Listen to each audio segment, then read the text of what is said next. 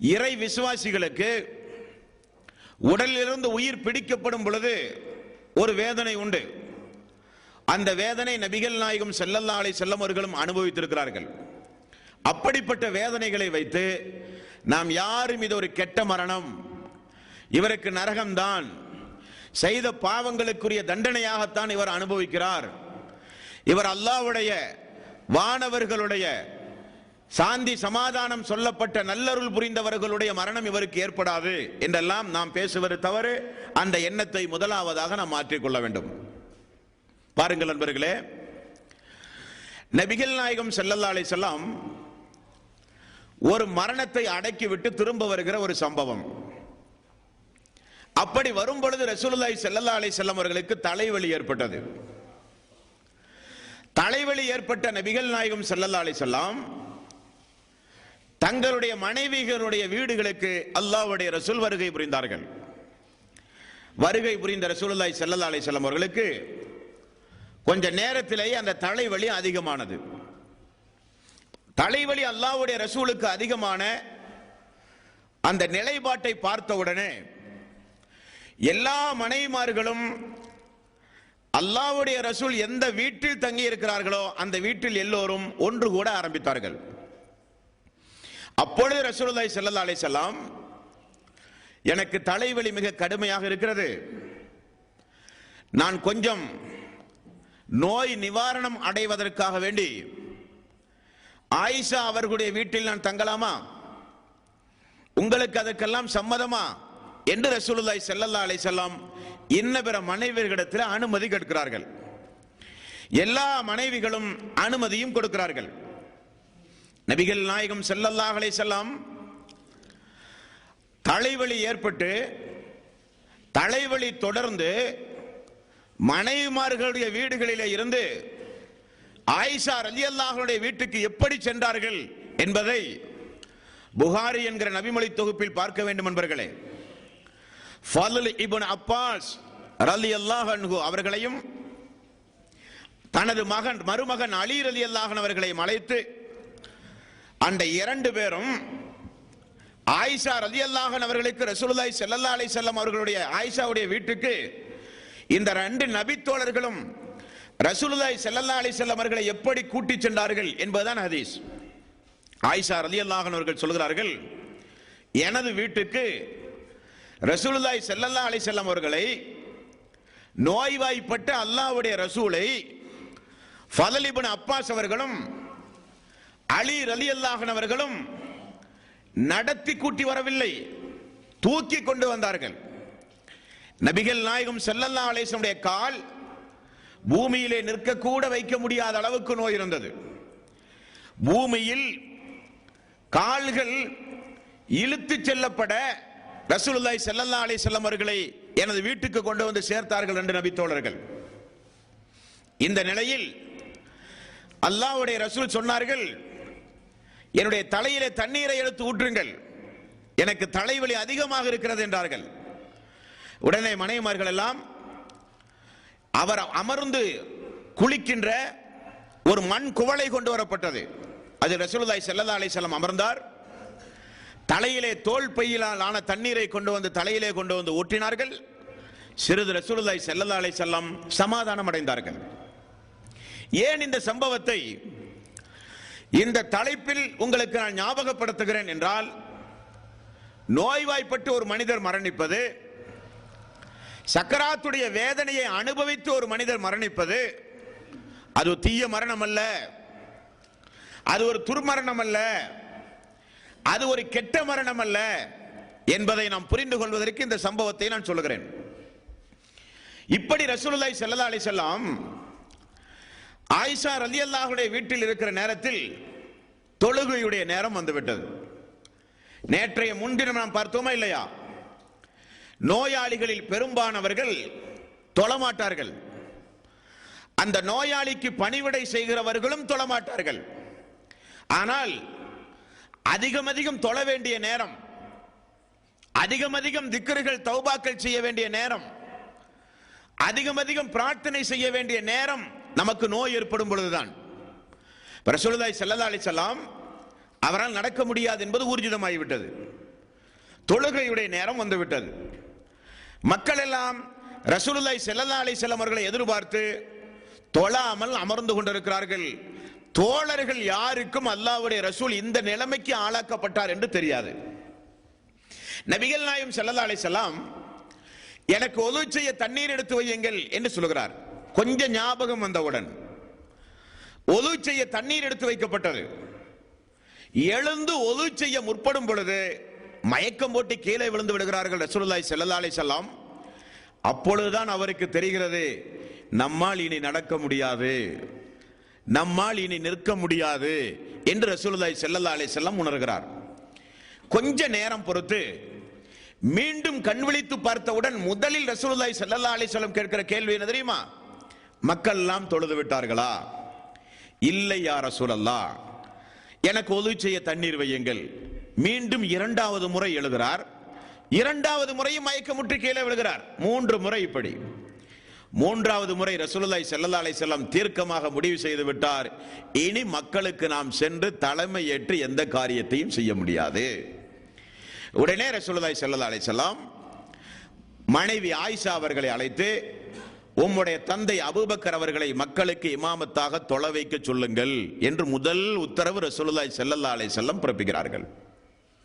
நீண்ட ஒரு சர்ச்சைக்கு பிறகு அபூபக்கர் அவர்களுக்கு இந்த செய்தி எட்ட அபூபக்கர் அவர்கள் தொழ ரசூலுல்லாஹி ஸல்லல்லாஹு அலைஹி வஸல்லம் வீட்டினுடைய அந்த திரைச்சீலையை அகற்றி பார்க்கிறார்கள். ஜமாத் நடந்து கொண்டிருக்கிறது. அவரோ எழுந்து நிற்க முடியாத நிலைமை, எழுந்து நின்றால் கூட மயக்கமுற்று கீழே விழுந்து விடுகிற நிலைமை.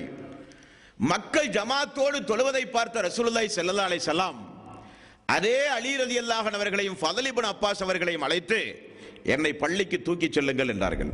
கவனிக்க வேண்டும் நீங்கள், அல்லாஹ்வுடைய ரசூலை அந்த 2 தோழர்களும் தூக்கி சென்ற சம்பவத்தை ஆயிஷா அவர்கள் அறிவிக்கிறார்கள். ரசூலுல்லாஹி ஸல்லல்லாஹு அலைஹி வஸல்லம் காலுடைய பெருவிரல் இருக்கிறது, அந்த பெருவிரல் தரையில் உரைசிக்கொண்டே சென்றதை கால் கூட வைக்க முடியவில்லை. அப்படிப்பட்ட நேரத்தில் நபிகள் நாயகம் ஸல்லல்லாஹு அலைஹி வஸல்லம் ஜமாத் நடப்பதை கண்டு தொழுகையில் பங்கெடுக்க வேண்டும், அந்த ஜமாத்தை விடக்கூடாது என்பது எவ்வளவு கண்ணும் கருத்துமாக ரசூலுல்லாஹி ஸல்லல்லாஹு அலைஹி வஸல்லம் இருந்திருக்கிறார்கள் என்பது நமக்கு மிக முக்கியமான ஒரு பாடம். அடுத்தது பாருங்கள், இப்னு மஸ்ஊத் ரலியல்லாஹு அன்ஹு அல்லாஹ்வுடைய ரசூல் வீட்டிலே படுத்துக் கொண்டிருக்கிறார், நோய்வாய்ப்பட்டு. இப்னு மஸ்ஊத் ரலியல்லாஹு அன்ஹு அல்லாஹ்வுடைய ரசூலுடைய மேனியிலே போய் கை வைத்து, யா ரசூலல்லாஹ், அல்லாஹ்வுடைய ரசூலே, உங்களுக்கு என்ன இவ்வளவு காய்ச்சல் அடிக்கிறது, கடுமையான நோய் ஏற்பட்டிருக்கிறது யா ரசூலல்லாஹ் என்று சொன்னார்கள். ரசூலுல்லாஹி ஸல்லல்லாஹு அலைஹி வஸல்லம், ஆமாம், உங்களில் 2 பேர் அனுபவிக்கக்கூடிய வேதனையை நான் அடைகிறேன் என்றார்கள். இப்னு மஸ்ஊத் ரலியல்லாஹு அன்ஹு, யா ரசூலல்லாஹ், அப்படியானால் 2 பேருக்கு உண்டான கூலி உங்களுக்கு கிடைக்குமா? ஆமாம். இப்னு மஸ்ஊதை தெரிந்து கொள்ளுங்கள். எப்பொழுது இதை சொல்லுகிறார்? நோய்வாய்ப்பட்டு அந்த நோயின் மூலம் மரணிக்கக்கூடிய நிலைமை யாருக்குமே தெரியாது, இது ஒரு சாதாரண ஒரு நோய் என்று எல்லோரும் எண்ணிக்கொண்டிருந்தார்கள். இப்னு மஸ்ஊதே, ஒரு இறை விசுவாசிக்கு அல்லாஹ் தஆலா ஏதாவது ஒரு நோயை கொடுத்தால் அவனுடைய பாவத்தை அல்லாஹ் எப்படி மன்னிக்கிறான் தெரியுமா? மரத்திலிருந்து, காய்ந்த மரத்திலிருந்து இலைகள் உதிர்வதை போல அவருடைய பாவம் மன்னிக்கப்படுகிறது என்கிற ஒரு நபிமொழி, ஒரு உபதேசத்தை ரசூலுல்லாஹி ஸல்லல்லாஹு அலைஹி வஸல்லம் அவர்கள் செய்கிறார்கள். இது இந்த நிலைமை. இப்படிப்பட்ட நிலைமை நாளுக்கு நாள் அதிகமாகிறது. ஃபாத்திமா ரலியல்லாஹு அன்ஹா அவர்கள் ஒரு நாள் வருகிறார்கள்.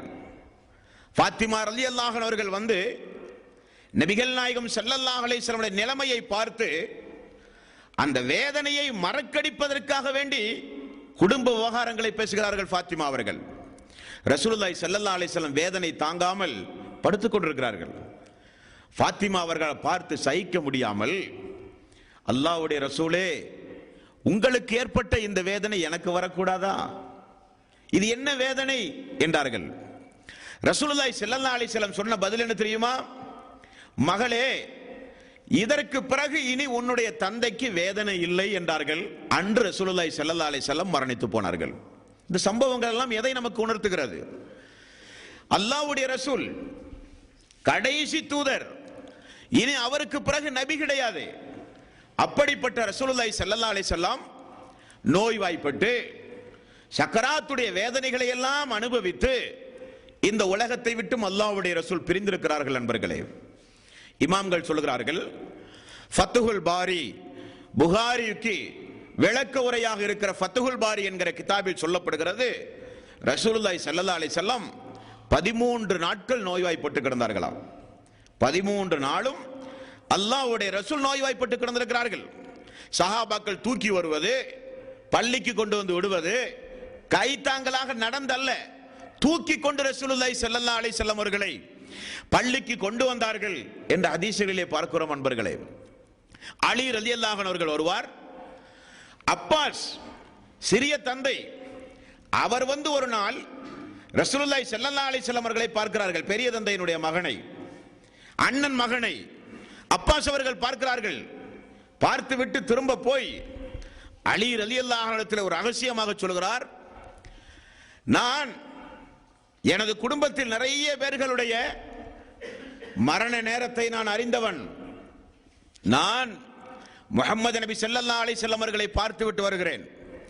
அதிகபட்சம் ஒரு 3 நாள் 4 நாள் தான் அவர் உலகத்தில் இருப்பார் என்று எனக்கு தோன்றுகிறது என்று சொன்னார்கள். அந்த அளவுக்கு அப்பாஸ் அவர்கள், அலி ரலியல்லாஹு அன்ஹு அவர்கள், ஃபலல் இப்னு அப்பாஸ் ரலியல்லாஹு அன்ஹு அவர்கள், குறிப்பாக அபூபக்கர் சித்திக் ரலியல்லாஹு அன்ஹு இப்படி நோய்வாய்ப்பட்டு கிடக்கும் பொழுது அல்லாஹ்வுடைய ரசூல் ஒரு நாள் ஜுமாவுடைய மிம்பரில் நின்று கொண்டு மக்களுக்கு ஒரு அறிவிப்பு செய்து விட்டார்கள். அபூபக்கரை தவிர யாரும் இனி எனது வீட்டுக்கு வரக்கூடாது, நலன் விசாரிக்கவோ பேசவோ எதற்கும் அபூபக்கர் அவர்களை தவிர யாரும் எனது வீட்டுக்கு வரக்கூடாது என்று சொன்னார்கள். அது ஒரு சம்பவம் கூட. மக்கள் எல்லாம் குழுமி இருக்கிற உமர் அவர்கள், இப்னு அப்பாஸ் அவர்கள், இப்னு மசூத் அவர்கள் போன்ற பிரசித்தி பெற்ற தோழர்கள் எல்லாம் இருக்கிற சபை. அந்த சபையில் நபிகள் நாயகம் ஸல்லல்லாஹு அலைஹி வஸல்லம் ஒரு உரை நிகழ்த்துகிறார்கள். நண்பர்களே, பொதுவாகவே நமக்கெல்லாம் ஒரு மௌத்து வருது என்று சொன்னா எந்த முன்னறிவிப்பும் இல்லை, உடனே மலக்குமார்கள் வருவார்கள், அல்லாஹ்வுடைய கட்டளைப்படி நம்மளை மரணிக்க செய்து விடுவார்கள். நபிமார்களை பொறுத்தவரையில் அப்படி அல்ல. அவர்களுக்கு அது உணர்த்தப்படும் முன்கூட்டியே, உங்களுக்கு மிக விரைவில் மரணம் வரப்போகிறது என்று உணர்த்தப்படும். அந்த அடிப்படையில் ரசூலுல்லாஹி ஸல்லல்லாஹு அலைஹி வஸல்லம் அவர்களுக்கு உணர்த்தப்பட்டு விட்டது. எப்படி? ஃபாத்திமா ரலியல்லாஹு அன்ஹா அவர்கள் தந்தை உடல்நலம் சரியில்லாமல் கஷ்டப்படுகிறார் என தெரிந்து வந்த பொழுது ரசூலுல்லாஹி ஸல்லல்லாஹு அலைஹி வஸல்லம் சொன்ன சம்பவத்தை பாருங்கள். எல்லோரும் இருக்கிற நேரத்தில் ஃபாத்திமாவை மட்டும் அழைத்து ரகசியம் பேசுகிற ஒரு சம்பவம். பேசியவுடன் ஃபாத்திமா ரலியல்லாஹு அன்ஹா அவர்கள் அழுக ஆரம்பித்தார்கள். என்ன ரகசியம்? மகளே, இந்த வருடம் ரமலானுடைய மாதத்தில் பள்ளியில் நான் இருக்கும் பொழுது, ஏத்திகாஃபில் இருக்கும் பொழுது ஒரு சம்பவம் நடந்தது. பொதுவாக ஒவ்வொரு வருடமும் ஜிப்ரீல் வந்து அதுவரை இறக்கப்பட்ட திருக்குர்ஆனுடைய வசனங்களை எல்லாம் அவர் ஓதுவார். நான் செவிதாழ்த்தி கேட்டு திரும்ப நானும் ஓதுவது வழக்கம். ஒவ்வொரு வருடமும் இது நடக்கும். ஆனால் இந்த வருட ரமலானுடைய மாதம் மட்டும் கொஞ்சம் வித்தியாசமான நடைமுறை.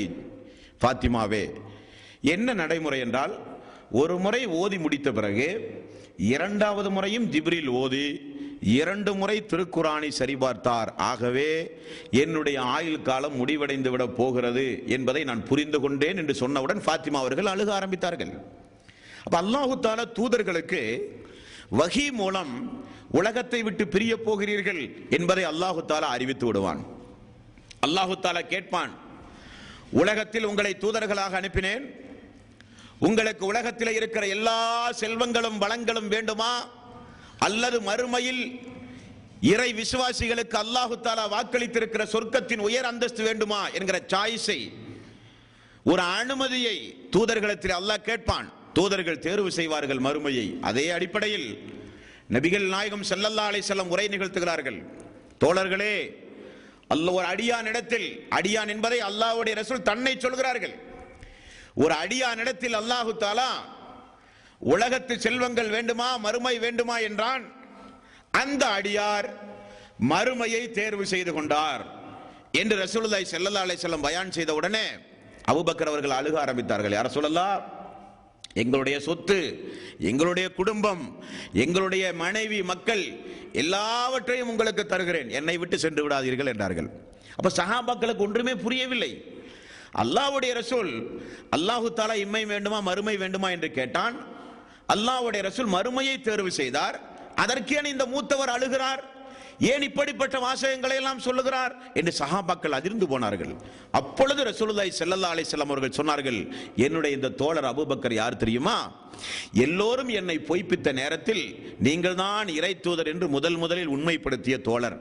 தங்களுடைய குடும்பம், தங்களுடைய சொத்து எல்லாம் அல்லாஹ்வுடைய பாதையில் செலவு செய்த தோழர் இவர். ஆகவே இவருக்கு நன்றி செலுத்துங்கள் என்றார்கள் நபிகள் நாயகம் ஸல்லல்லாஹு அலைஹி வஸல்லம். இப்படி அல்லாஹ்வுடைய ரசூலுக்கு அனுமதி வந்து அவர் எப்பொழுது மரணிக்க போகிறார், இன்னும் கொஞ்ச நேரத்தில் மரணிக்க போகிறார் என்பது ஊர்ஜிதமாகிவிட்டது. இப்படிப்பட்ட நேரம் நபிகள் நாயகம் ஸல்லல்லாஹு அலைஹி வஸல்லம் உடைய நேரம். கொஞ்சம் யோசித்து பாருங்கள், அன்றைய கால மக்கள் அவர் மரணித்து போனால் யாரிடத்திலே அந்த மக்கள் மார்க்க உபதேசம் கேட்பார்கள்? திருக்குர்ஆன் மட்டும்தான் உண்டு. தினசரி தங்களுடைய சந்தேகங்களை கேட்டு குடும்ப பிரச்சனைகளை சொல்லி ஆறுதல் அடைந்து கொண்டிருந்த அந்த மக்கள், இன்னும் அன்சாரி தோழர்கள் அளவுக்கு அதிகமாக நேசம் வைத்திருந்த ஒரு இறை தூதர் வீட்டுக்குள்ளே கிடக்கிறார். எந்த பேச்சும் இல்லை, மூச்சும் இல்லை. யாரும் வரக்கூடாது என்று சொல்லிவிட்டார்கள். வீட்டில் என்ன நடக்கிறது என்றே தெரியாது. எப்பொழுது பார்த்தாலும் அன்சாரி தோழர்கள் பள்ளியிலே அழுது கொண்டே இருக்கிறார்கள், ரசூலுல்லாஹி ஸல்லல்லாஹு அலைஹி வஸல்லம் அவர்களை நினைத்துக் கொண்டு என்ற ஹதீஸிலே பார்க்கிறோம். இப்படிப்பட்ட ஒரு நேரம், தனக்கு முன்னால் ஒரு இறை தூதர் ஈசா அலைஹி ஸலாத்து வஸ்ஸலாம் வந்துவிட்டு போனதை ரசூலுல்லாஹி ஸல்லல்லாஹு அலைஹி வஸல்லம் பார்த்து, அந்த சமுதாய மக்கள் மதீனாவிலே வாழ்வதை பார்த்து, அவர்களோடு மார்க்க பிரச்சாரங்களை செய்து இந்த உலகத்தை விட்டும் ரசூலுல்லாஹி ஸல்லல்லாஹு அலைஹி வஸல்லம் பிரிய போகிறார்கள். அந்த நேரத்தில் அல்லாஹ்வுடைய ரசூல் செய்த வசியத் என்பதுதான் ரொம்ப முக்கியமான, நீங்க கவனிக்கப்பட வேண்டிய விஷயம். எவ்வளவு பெரிய நேரம்! அல்லாஹ்வுடைய ரசூலுக்கு தெரியும், அந்த மக்களுக்கும் தெரியும், இனி இவருக்கு பிறகு நபி கிடையாது, இனி இவருக்கு பிறகு வேதம் கிடையாது, இனி இவருக்கு பிறகு அல்லாஹு தஆலா உலகத்தை தான் அழிப்பானே தவிர இனி ஒரு தூதரை கொண்டு வந்து மார்க்கத்தை இனி சொல்ல போவதில்லை என்பது மக்களுக்கும் தெரியும், அல்லாஹ்வுடைய ரசூலுக்கும் தெரியும். இதற்கு முன்னால் இருக்கக்கூடிய ஈசா அலைஹி ஸலாத்து வஸ்ஸலாம் அவர்களை கிறிஸ்தவ மக்கள் என்ன செய்தார்கள் என்பதை ரசூலுல்லாஹி ஸல்லல்லாஹு அலைஹி வஸல்லம் பார்க்கிறார்கள். என்ன செய்தார்கள்? அல்லாஹ்வுடைய மகன் என்று வணங்கினார்கள், அவர்தான் கடவுள் என்று சொல்லியும் வணங்கினார்கள், அவருக்கு உருவச் சிலைகளை எல்லாம் ஏற்படுத்துகிறார்கள்.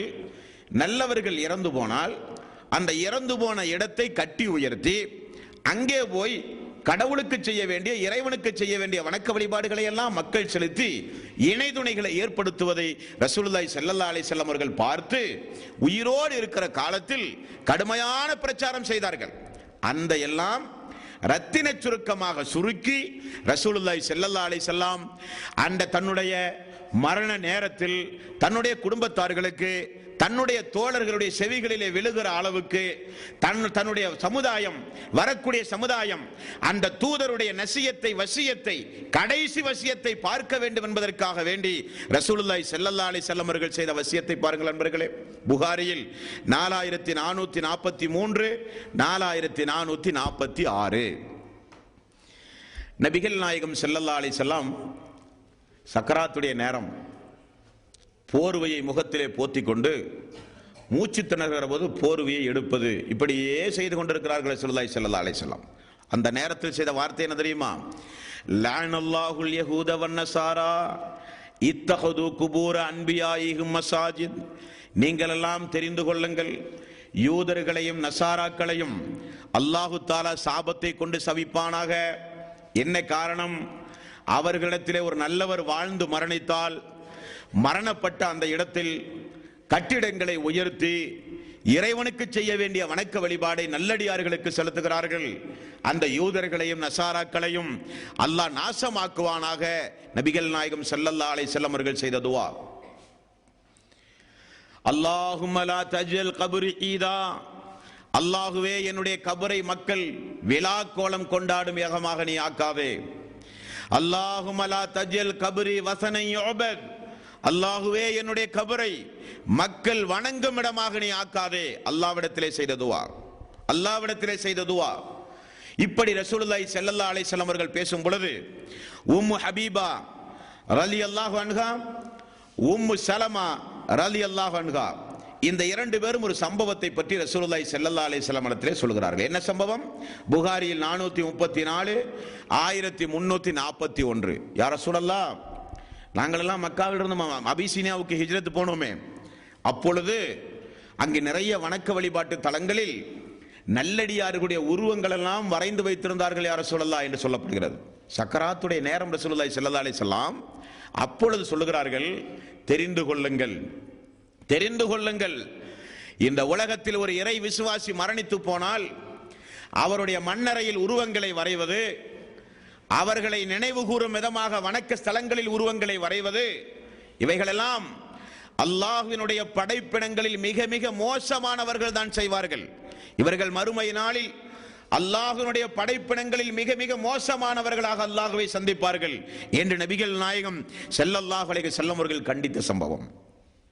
நீங்கள் தெரிந்து கொள்ளுங்கள், இறை வேரத்தை பற்றி பிடித்துக் கொள்ளுங்கள். நபிகள் நாயகம் ஸல்லல்லாஹு அலைஹி வஸல்லம் அவர்கள் செய்த உபதேசம் 2740வது நபிமொழி புகாரியில், அல்லாஹ்வுடைய வேரத்தை பற்றி பிடித்துக் கொள்ளுங்கள், நீங்களும் படியுங்கள், பிறருக்கும் சொல்லுங்கள், வேரத்தோடு தொடர்பு வையுங்கள், அந்த வேரத்தை எந்த வகையிலும் நீங்கள் கைவிட்டு விடாதீர்கள் என்றும் நபிகள் நாயகம் ஸல்லல்லாஹு அலைஹி வஸல்லம் அவர்கள் அந்த கடைசி நேரத்தில் மக்களுக்கு செய்த நசியத். அன்பர்களே, நபிகள் நாயகம் ஸல்லல்லாஹு அலைஹி வஸல்லம் மரண நேரத்தில் மன்னரை வழிபாடு குறித்து, யூத நசாராக்களுடைய கெட்ட கெட்ட செயல்பாடுகளை குறித்து, தன்னுடைய கபரை மக்கள் வணங்கிவிடக் கூடாது என்பதை குறித்து, தன்னுடைய கபரை மக்கள் கட்டி உயர்த்தி கந்தூரி நடத்திவிடக் கூடாது என்பதை குறித்து ரசூலுல்லாஹி ஸல்லல்லாஹு அலைஹி வஸல்லம் அல்லாஹ்விடத்தில் செய்த இந்த துஆவை குறித்து ஆயிஷா ரலியல்லாஹு அன்ஹா அவர்கள் சொல்கிறார்கள், நபிகள் நாயகம் ஸல்லல்லாஹு அலைஹி வஸல்லம் இப்படிப்பட்ட பிரார்த்தனையை வசியத்தை செய்யாவிட்டால் அவருடைய கபரையும் மக்கள் கட்டி உயர்த்தி இருப்பார்கள் என்று ஆயிஷா ரலியல்லாஹு அன்ஹா அவர்கள் சொல்கிற செய்தி புகாரியில் 1330வது நபிமொழியாக நீங்கள் பார்க்கலாம். அன்பர்களே, இவைகளெல்லாம் நபிகள் நாயகம் ஸல்லல்லாஹு அலைஹி வஸல்லம் அந்த நேரத்தில் செய்த உபதேசம். சக்கராத்துடைய வேதனை அல்லாஹ்வுடைய ரசூலுக்கு எந்த அளவுக்கு இருந்தது என்பதை கேளுங்கள் அன்பர்களே. நபிகள் நாயகம் ஸல்லல்லாஹு அலைஹி வஸல்லம் அவருடைய வேதனை தாங்காமல், சக்கராத்துடைய வேதனை தாங்காமல் அவருக்கு அருகில் ஒரு தோல் பையில் தண்ணீர் வைத்திருந்தார்களாம். அந்த தண்ணீர் பையில் கைகளை அடிக்கடி முக்கி முகத்திலே தடவிக்கொண்டே இருக்கிற அளவுக்கு வேதனை, திடீர் திடீரென மயக்கம் வருகிற அளவுக்கு வேதனை. யாராவது வந்து அல்லாஹ்வுடைய ரசூலே என்று அழைத்தால் பார்த்து அடையாளம் தெரியாத அளவுக்கு ரசூலுல்லாஹி ஸல்லல்லாஹு அலைஹி வஸல்லம் அவர்களுக்கு வேதனை. மகள் ஃபாத்திமா, இப்னு மஸ்ஊத் ரலியல்லாஹு அன்ஹு, அலி ரலியல்லாஹு அன்ஹு, ஆயிஷா ரலியல்லாஹு அன்ஹு எல்லோரும் பார்த்து சங்கடப்படுகிற அளவுக்கு வேதனை. பொதுவாக ஆயிஷா ரலியல்லாஹு அன்ஹா அவர்கள் சொல்கிறார்கள், நான் யாராவது சக்கராத்துடைய வேதனையில் கிடக்க நான் போய் பார்த்து விட்டு வந்தால் எனக்கு மனசே தாங்காது, அதை நான் அதிகம் அதிகம் வெறுப்பேன். என்ன கஷ்டப்படுகிறார்கள், எவ்வளவு வேதனைப்படுகிறார்கள் என்று உறுத்தல் எனக்கு இருந்து கொண்டே இருக்கும். ஆனால் என்றைக்கு ரசூலுல்லாஹி ஸல்லல்லாஹு அலைஹி வஸல்லம் எனது மடியில் தலை வைத்து வேதனை தாங்காமல் துடிதுடித்து இறந்தார்களோ, அதை நான் என்றைக்கு பார்த்தேனோ அன்றிலிருந்து நான் ஒரு முடிவு செய்து விட்டேன், யாருக்கு எப்படிப்பட்ட வேதனை வந்தாலும் அது பிரச்சனை அல்ல. காரணம் ஏன்? அகிலத்தின் அதிபதியாகிய அல்லாஹ்வுடைய ரசூலாகிய வமா அர்ஸல்நாக இல்லா ரஹ்மத்துல் லில் ஆலமீன், உலகத்திற்கு அருள் கொடையாக நான் அனுப்பினேன் என்று அல்லாஹ் சொல்லுகிறானே, அந்த அல்லாஹ்வுடைய ரசூலுக்கே அப்படிப்பட்ட வேதனை வந்த பிறகு எனக்கு வேறு யார் வேதனைப்பட்டாலும் எனக்கு கவலையே கிடையாது என்று ஆயிஷா ரலியல்லாஹு அன்ஹா அவர்கள் சொல்லுகிற செய்தி புகாரியில் 4446வது நபிமொழி, 5646வது நபிமொழி. இந்த நபிமொழிகள் எல்லாம் அல்லாஹ்வுடைய ரசூல் வேதனைப்பட்டு, கஷ்டப்பட்டு, துன்பப்பட்டு இந்த உலகத்திலே இருந்த ரசூல் ஸல்லல்லாஹு அலைஹி வஸல்லம் விடைபெறும் பயணத்தை மேற்கொண்டிருக்கிறார்கள். நண்பர்களே, தோழர்கள் எல்லாம் வந்து பார்த்து, யா ரசூலல்லாஹ் இவ்வளவு கஷ்டமா உங்களுக்கு? ஃபாத்திமா அவர்கள் வந்து பார்த்து, இந்த கஷ்டம் எல்லாம் எனக்கு வரக்கூடாதா? நான் முதலில் மரணிக்க கூடாதா? ஃபாத்திமா அவர்கள் பார்த்து சொல்லுகிற அளவுக்கு ரசூலுல்லாஹி ஸல்லல்லாஹு அலைஹி வஸல்லம் அவர்களுக்கு வேதனை. இவைகள் எல்லாம் மரண நேரத்தில் அல்லாஹ்வுடைய ரசூலுடைய வசியத், மரண நேரத்தில் ரசூலுல்லாஹி ஸல்லல்லாஹு அலைஹி வஸல்லம் அவர்கள் பட்ட கஷ்டங்கள் தோழர்களே சுருக்கமாக சொல்கிறேன். இப்படி ஒரு மனிதர் சக்கராத்துடைய நேரத்தை நெருங்கும் பொழுது அவர் அல்லாஹ்விடத்திலே செய்ய வேண்டிய துஆக்கள் நிறைய உண்டு. நாம் தொடர்ந்து இந்த சொற்பொழிவிலே பார்த்து வந்தோம். திடீர் மரணத்தை ரசூலுல்லாஹி ஸல்லல்லாஹு அலைஹி வஸல்லம் விரும்பாமல் அல்லாஹ்விடத்திலே பாதுகாப்பு தேடினார்கள் என்று பார்த்தோமா இல்லையா? உருண்டு விழுந்து மரணிப்பது, தீயில் மரணிப்பது, விஷஜந்து தீண்டி மரணிப்பது, மூளை கிளம்பி மரணிப்பது, தள்ளாத வயதில் மரணிப்பது, நீரில் மூழ்கி மரணிப்பது, இவைகளை விட்டு ரசூலுல்லாஹி ஸல்லல்லாஹு அலைஹி வஸல்லம் பிரார்த்தனை செய்தார்கள் என்று தொடர் பயானிலே நாம் பார்த்தோம். என்ன காரணம்? திடீரென அந்த மரணம் நிகழ்ந்தால், வீட்டுக்குள் உறங்கிக் கொண்டிருக்கிறோம், சுவர் சரிந்து திடீரென இடிபாடுகளுக்குள் சிக்கி ஒரு மனிதன் மரணித்தால் அவர் வசியத்து செய்ய முடியாது, பிரார்த்தனை செய்ய முடியாது என்று பார்த்தோம். பாருங்கள் ரசூலுல்லாஹி ஸல்லல்லாஹு அலைஹி வஸல்லம் உடைய துஆ. குர்ஆனுடைய வசனங்களை ஓதி சக்கராத்துடைய நேரத்தில் உள்ளவர்கள் அல்லாஹ்விடத்திலே பிரார்த்தனை செய்ய வேண்டும் என்பதற்கு ரசூலுல்லாஹி ஸல்லல்லாஹு அலைஹி வஸல்லம் உடைய 2 நபிமொழிகள் நமக்கு ஆதாரமாக உள்ளது. அல்லாஹ்வுடைய ரசூல் தண்ணீரை முகத்தில் தொட்டு தொட்டு தடவி நபிகள் நாயகம் ஸல்லல்லாஹு அலைஹி வஸல்லம் கையை உயர்த்தி ஓதிய 3 குர்ஆனுடைய வசனங்கள் உண்டு. இதை அல்லாஹ் நாடி நமக்கு இப்படிப்பட்ட வாய்ப்போடு கூடி ஒரு மரணத்தை அல்லாஹ் நமக்கு தந்தால் நாமும் இப்படிப்பட்ட இறைவசனங்களை ஓதுகிற அன்பர்களாக நாம் மாற வேண்டும். 3 வசனம். ஒன்று, குல் அஊது பிரப்பில் ஃபலக், குல் அஊது பிரப்பின் நாஸ், குல் ஹுவல்லாஹு அஹத். இந்த 3 அத்தியாயங்களையும் நபிகள் நாயகம் ஸல்லல்லாஹு அலைஹி வஸல்லம் அந்த சக்கராத்துடைய நேரத்தில் ஓதி தன்னுடைய கையில் ஊதி அதை ரசூல் ஸல்லல்லாஹு அலைஹி வஸல்லம் தன்னுடைய மேனிகளிலே தடவி இருக்கிறார்கள். கையில் ஊதி மேனியில் தடவ முடியாத அளவுக்கு நோய் அதிகமானவுடன் ஆயிஷா ரலியல்லாஹு அன்ஹா அவர்கள் சொல்கிறார்கள், நோய் அதிகமானவுடன் நான் ஓதுவேன். ஆயிஷா அவர்கள் சொல்கிறார்கள், நான் ஓதுவேன் குல் அஊது பிரப்பில் ஃபலக், குல் அஊது பிரப்பின் நாஸ், குல் ஹுவல்லாஹு அஹத். நான் ஓதுவேன். நான் ஓதி ரசூலுல்லாஹி ஸல்லல்லாஹு அலைஹி வஸல்லம் கையை தூக்கி அந்த கையில் நான் ஊதுவேன், அவருடைய கையை கொண்டே அவருடைய மேனியில் நான் தடவி விடுவேன் என்று நம்ம ஹதீஸ்களை பார்க்கிறோம். அப்ப மரண தருவாயில் அல்லாஹ்விடத்தில் ஒரு இறை விசுவாசி ஓத வேண்டிய முதல் ஆயத் 112வது அத்தியாயம், 113வது அத்தியாயம், 114வது அத்தியாயம். குல் அஊது பிரப்பில் ஃபலக், நாஸ், குல் ஹுவல்லாஹு அஹத். இதெல்லாம் பிரார்த்தனைக்குரிய வசனம். உங்களுக்கு தெரியுமா? குல் அஊது பிரப்பின் நாஸ், மலிக்கின் நாஸ், இலாஹின் நாஸ், மின் ஷர்ரில் வஸ்வாஸ் அல் ஹன்னாஸ் அல்லதி யுவஸ்விசு ஃபீ சுதூரின் நாஸ் மினல் ஜின்னத்தி வன் நாஸ். அந்த அத்தியாயத்தை எடுத்து பாருங்கள். அது முழுக்க முழுக்க ஒரு பிரார்த்தனை சம்பந்தப்பட்ட வசனம். இந்த வசனம் இறங்கிய நாளிலிருந்து சஹாபாக்கள் சொல்கிறார்கள், நேரம் கிடைக்கும் பொழுதெல்லாம் நாங்கள் ஓதுவோம். காரணம், அது அருமையான ஒரு துஆ, அற்புதமான ஒரு துஆ. இதை சக்கராத்துடைய நேரத்தில் ரசூலுல்லாஹி ஸல்லல்லாஹு அலைஹி வஸல்லம் ஓதி உடம்பில் தடவி இருக்கிறார்கள். ஆகவே அப்படிப்பட்ட வாய்ப்பு கிடைத்து மரணிக்கக்கூடிய அன்பர்கள் இந்த நபிமொழியை நடைமுறைப்படுத்த வேண்டும். இது முதலாவது காரியம். இரண்டாவது, ரசூலுல்லாஹி ஸல்லல்லாஹு அலைஹி வஸல்லம் ஓதிய வசனம் எது? 4வது அத்தியாயத்தின் 69வது வசனம். அல்லாஹ்வுடைய ரசூல் வேதனை தாங்காமல் துடித்துக் கொண்டிருக்கும் பொழுது அவர் முணுமுணுத்துக் கொண்டிருந்தார். உதடுகள் மட்டும்தான் அசைத்துக் கொண்டிருந்தது. நான் எனது மடியில் அல்லவா ரசூலுல்லாஹி ஸல்லல்லாஹு அலைஹி வஸல்லம் படுத்துக் கொண்டிருந்தார், என்ன ஓதுகிறார் என்று கேட்கும் பொழுது அல்லாஹ்வுடைய ரசூல் ஓதிய வசனம் 4வது அத்தியாயத்தின் 69வது வசனம். புகாரியில் 4435வது நபிமொழியாக நீங்கள் இந்த நபிமொழியை பார்க்கலாம். ரசூலுல்லாஹி ஸல்லல்லாஹு அலைஹி வஸல்லம் அந்த 3 அத்தியாயத்தை ரசூல் ஸல்லல்லாஹு அலைஹி வஸல்லம் ஓதினார்கள் என்பதை புகாரியில் 4439வது நபிமொழியாக பார்க்கலாம். அடுத்த ரசூலுல்லாஹி ஸல்லல்லாஹு அலைஹி வஸல்லம் அல்லாஹ்விடத்தில் செய்த துஆவை பாருங்கள். வமன் யுத்தில்லாஹ வர் ரசூல் உலாயிக மஅல்லதீன அன்னமல்லாஹு அலைஹிம் மினன் நபிய்யீன வஸ்ஸித்தீகீன வஸ்ஸுஹதாஇ வஸ்ஸாலிஹீன். அல்லாஹ் தஆலா அவனுடைய அருள்மறையாம் திருமறை குர்ஆனில் இறை விசுவாசிகளுக்கு அல்லாஹ் தஆலா சொர்க்கத்தில் கிடைக்கக்கூடிய உயர் அந்தஸ்தை அல்லாஹ் தஆலா சொல்லுகிற வசனம் அது. உலாயிக மஅல்லதீன அன்அமல்லாஹு அலைஹிம் மினன் நபிய்யீன வஸ்ஸித்தீகீன வஸ்ஸுஹதாஇ வஸ்ஸாலிஹீன். அல்லாஹ்வே, அல்லாஹ் தஆலா அவனுக்கும் அவனுடைய தூதருக்கும் கட்டுப்பட்டு நடக்கக்கூடியவர்களுக்கு சிறப்பு அம்சத்தை அல்லாஹ் சொல்லும் பொழுது அவர்கள் மறுமை நாளில் நபிமார்களோடு, சுகதாக்களோடு, சித்திகீன்களோடு, உயிர் தியாகிகளோடு அல்லாஹுவால் பொருந்திக் கொண்ட இறை விசுவாசிகளோடு அவர்கள் சொர்க்கத்தில் இருப்பார்கள், அவர்கள்தான் அவர்களுக்கு உற்ற நண்பர்கள் என்று அல்லாஹ் சொல்கிறான். இந்த வசனத்தை ரசூலுல்லாஹி ஸல்லல்லாஹு அலைஹி வஸல்லம் ஓதி இருக்கிறார்கள் என்று ஹதீஸ்களிலே பார்க்கிறோம். அதே போல நபிகள் நாயகம் ஸல்லல்லாஹு அலைஹி வஸல்லம் சக்கராத்துடைய அந்த நேரத்தில் ஓதிய இன்னொரு வசனம், இன்னொரு ஹதீஸ் 65 ஜைபர் 7 6507 புகாரியில் நபிகள் நாயகம் ஸல்லல்லாஹு அலைஹி வஸல்லம் அந்த மரணத்தினுடைய வேதனை தாங்காமல் அல்லாஹ்விடத்தில் செய்த துவா என்ன துவா? யா அல்லாஹ், மரண வேதனை அதிகமாக இருக்கிறது, மரண வேதனையிலே இருந்து என்னை நீ காப்பாயாக என்று நபிகள் நாயகம் ஸல்லல்லாஹு அலைஹி வஸல்லம் செய்திருக்கிற துவா அந்த துவா. அதே போல அல்லாஹ்வுடைய ரசூல் செய்த மற்றொரு துவாவை பாருங்கள், 6510 புகாரியினுடைய நபிமொழி.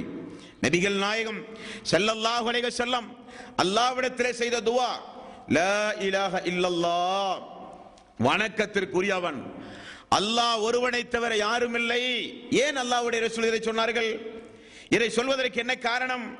நபிகள் நாயகம் ஸல்லல்லாஹு அலைஹி வஸல்லம் அவர்கள் கூறினார்கள், யாருடைய கடைசி வார்த்தை இந்த களிமாவாக இருக்கிறதோ அவர் இன்றைக்கல்ல என்றைக்காவது ஒரு நாள் அவர் சொர்க்கம் செல்வார், அவர் எப்படிப்பட்ட பாவம் செய்தாலும் சரி என்று ரசூலுல்லாஹி ஸல்லல்லாஹு அலைஹி வஸல்லம் சொன்ன செய்தி அஹ்மதில் 12104வது நபிமொழியாக நீங்கள் பார்க்கலாம். ரசூலுல்லாஹி ஸல்லல்லாஹு அலைஹி வஸல்லம் உலகத்தை விட்டு பிரியும் பொழுது அவர் செய்த துவா, லா இலாஹ இல்லல்லாஹ், வணக்கத்திற்குரியவன் அல்லாஹ்வை தவிர யாரும் இல்லை, இன்னலில் மௌத்தி சக்கராத், மரணத்திற்கு வேதனை உண்டு, மரணம் என்றாலே வேதனை தான். ரசூலுல்லாஹி ஸல்லல்லாஹு அலைஹி வஸல்லம் அவர்கள் சொன்னார்கள், ஃபிர் ரஃபீக்கில் ஆலா, அல்லாஹ்வே நல்லவர்களோடு எழுப்பு, நல்லவர்களோடு எழுப்பு. ரசூலுல்லாஹி ஸல்லல்லாஹு அலைஹி வஸல்லம் மேலும் நபிகள் நாயகம் ஸல்லல்லாஹு அலைஹி வஸல்லம், அல்லாஹும்ம இன்னி ஃபலா அமராத்தில் மவுத் அவ் சக்கராத்தில் மவுத், அல்லாஹ்வே சக்கராத்துடைய வேதனையிலிருந்து, மரண வேதனையிலிருந்து உன்னிடம் நான் பாதுகாவல் தேடுகிறேன் என்றும் நபிகள் நாயகம் ஸல்லல்லாஹு அலைஹி வஸல்லம் பிரார்த்தனை செய்திருக்கிறார்கள். நண்பர்களே, இப்படி நபிகள் நாயகம் ஸல்லல்லாஹு அலைஹி வஸல்லம் பிரார்த்தனை செய்து கொண்டிருக்கிற அந்த நேரத்தில் தான் அவருக்கும் அந்த சக்கராத்துடைய நேரம் வந்தது. அல்லாஹு தஆலா நம்ம ஆரம்பத்தில் பார்த்தோம், நபியே நீங்களும் மரணிக்கக்கூடியவர், அவர்களும் மரணிக்கக்கூடியவர்கள், உங்களுக்கு முன்னால் நிறைய இறை தூதர்கள் இந்த உலகத்திலே வாழ்ந்து மரணித்திருக்கிறார்கள், அந்த அடிப்படையில் நீங்களும் மரணத்தை தழுவித்தான் ஆக வேண்டும் என்பது அல்லாஹ்வுடைய விதி. அந்த விதியின் அடிப்படையில் நபிகள் நாயகம் ஸல்லல்லாஹு அலைஹி வஸல்லம் கைகளை உயர்த்துவது, அல்லாஹ்விடத்திலே பிரார்த்தனை செய்வது, திரும்ப அந்த கையை கீழே போடுவது, இப்படியே நபிகள் நாயகம் ஸல்லல்லாஹு அலைஹி வஸல்லம் மக்களுக்கு வசியத்து செய்து, எந்த அளவுக்கு என்றால் அல்லாஹ்வுடைய ரசூல் அந்த வேதனையில் இருக்கும் பொழுது திடீரென அப்படி கையை உயர்த்துவார், அந்த கையை அப்படியே மடக்கிக் கொள்வார். கேட்டால் ரசூலுல்லாஹி ஸல்லல்லாஹு அலைஹி வஸல்லம், சொர்க்கத்து கனி இந்த நேரத்தில் என் கண் முன்னால் வந்தது, நான் எடுத்து உங்களுக்கு தந்திருந்தால் உலகம் அழிகிற வரை உண்டாலும் அது தீர்ந்திருக்காது, அப்படிப்பட்ட சொர்க்கத்து இன்பத்தை அல்லாஹு தஆலா எனக்கு காண்பித்தான் என்றார்கள் நபிகள் நாயகம் ஸல்லல்லாஹு அலைஹி வஸல்லம். ஆரம்பத்தில் நான் சொன்னதை போல கபர்களை குறித்து, கபர் வழிபாடுகளை குறித்து ரசூலுல்லாஹி ஸல்லல்லாஹு அலைஹி வஸல்லம் மிக கடுமையாக எச்சரித்துக் கொண்டிருந்த நேரம், அல்லாஹ்விடத்தில் பிரார்த்தனை செய்து கொண்டிருந்த நேரம், அப்பொழுதுதான் வானவர் மூலம் அவருடைய உயிர்கள் கைப்பற்றப்பட்ட சம்பவம். ஆயிஷா ரலியல்லாஹு அன்ஹா அவர்கள் சொன்னார்கள், ரசூலுல்லாஹி ஸல்லல்லாஹு அலைஹி வஸல்லம் கடைசியாக பயன்படுத்திய வாசகம், அதற்கு பிறகு ரசூல் ஸல்லல்லாஹு அலைஹி வஸல்லம் பேசவே கிடையாது, கடைசியாக நபிகள் நாயகம் ஸல்லல்லாஹு அலைஹி வஸல்லம் பயன்படுத்திய வாசகம் புகாரியில் 4449, அதே நபிமொழிதான், லா இலாஹ இல்லல்லாஹ் இன்னலில் மௌத்தி சக்கராத், வணக்கத்திற்குரியவன் அல்லாஹ் ஒருவனை தவிர யாரும் இல்லை, மரணத்திற்கு வேதனை உண்டு, சக்கராத்திற்கு வேதனைகள் உண்டு, கடுமையான வேதனை சக்கராத்துடைய நேரத்திலே உண்டு, அல்லாஹும்ம அஃபிர்லி, அல்லாஹுவே என்னுடைய பாவத்தை மன்னிப்பாயாக. கைகளை உயர்த்திய கை திடீரென கீழே விழுந்தது. அல்லாஹும்ம அஃபிர்லி, அல்லாஹுவே என்னுடைய பாவத்தை மன்னிப்பாயாக. யார் செய்கிற துவா? முன்பின் பாவங்கள் எல்லாம் மன்னிக்கப்பட்டவர், நாமெல்லாம் பாவங்கள் மன்னிக்கப்படுவதற்கு, நம்முடைய பாவம் மன்னிக்கப்பட்டு சொர்க்கம் செல்வதற்கு காரணமாக அல்லாஹ் அனுப்பிய ஒரு இறை தூதர், நம் மீது பாசம் உள்ளவர், நேசம் உள்ளவர்.